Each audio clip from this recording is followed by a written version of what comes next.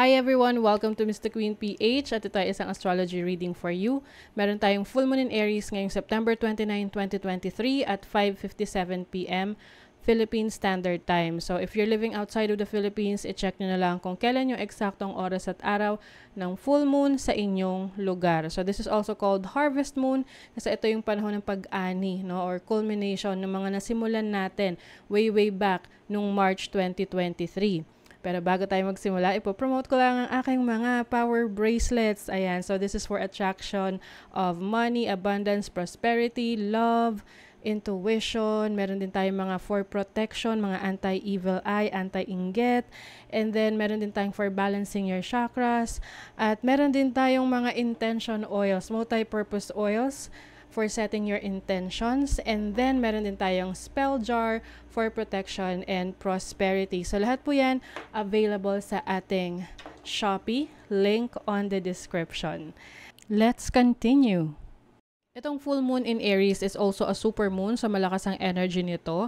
Ang tema ng full moon in Aries is to let go, to release our ego na minsan kasi hindi naman kailangan nating ipaglaban lagi na tayo ay tama. Sabi nga, choose your battles.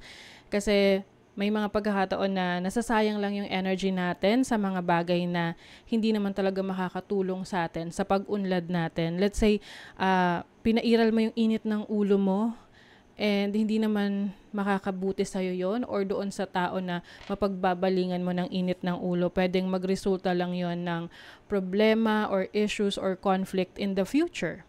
So, ang opportunity rito is to release any toxic situations na meron ka and pagkakaroon ng mas mature na pag-iisip, no, pagdating sa pag-handle mo ng emotions mo, na hindi ka dapat nagpapadalos-dalos, lalo na kapag medyo mataas yung emotions mo kasi ang Aries energy is about, yung ruled by Mars yan and Mars is about aggression, initiation, very fiery yung energy niyan.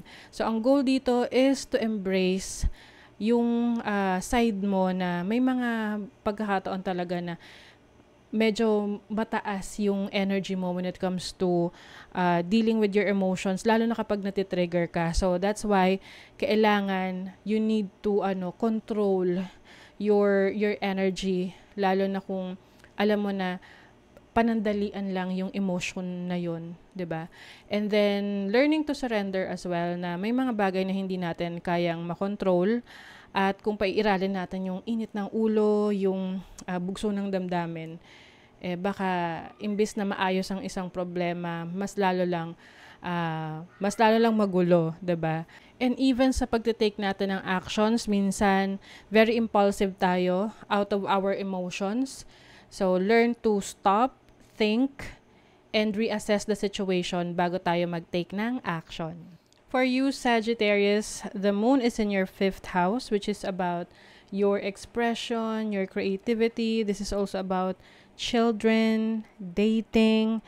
So some of you are going to give more focus on your children, no? Kung meron na kayong mga anak, maaring parang you're going to make up for the lost time or yung mga bagay na hindi nyo nagawa with your children or with your kids, no? Kung may anak na kayo.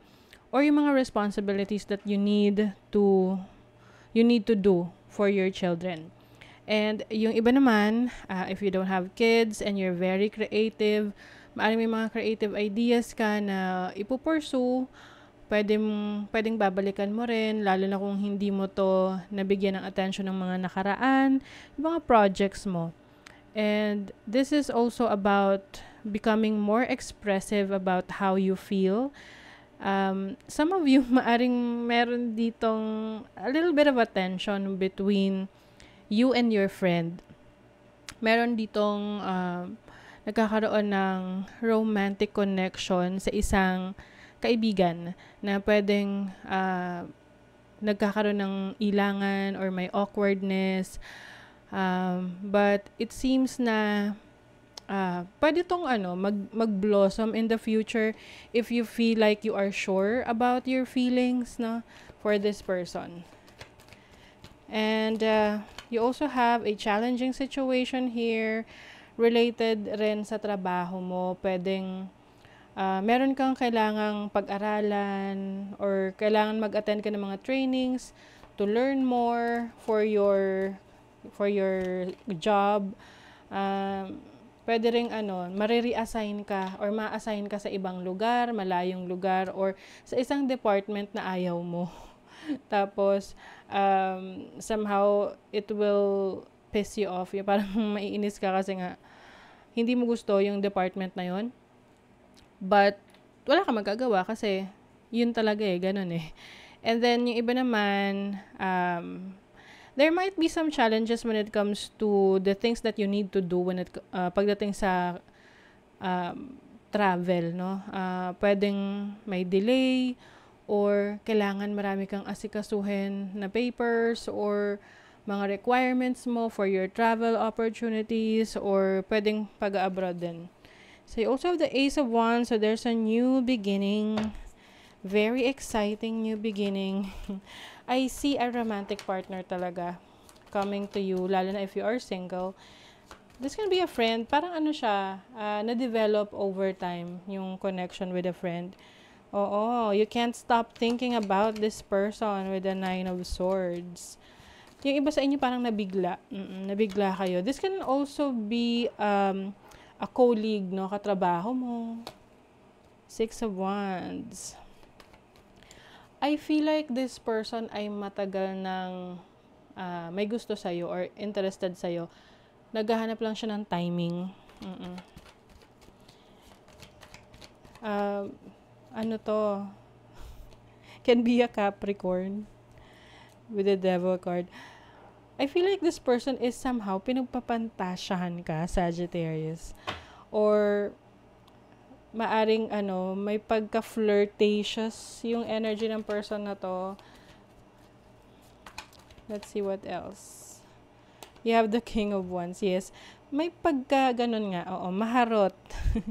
Or, alam mo yun, masyado siyang showy of yung feelings niya to the point na hindi mo na alam kung ano yung totoo sa pinapakita niya.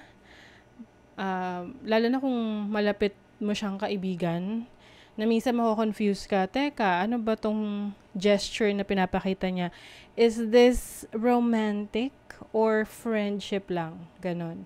So, somehow, you are confusing yourself. But I see some, parang lang, pwede kasi tong maging, parang make or break pagdating sa connection ninyo. Kaya mahirap rin kasi maging romantically involved sa isang very, very close friend. Kasi kapag nagka-problema, pati yung friendship, may possibility na mawala or matapos, no? Kapag nagkaroon ng problema yung relationship.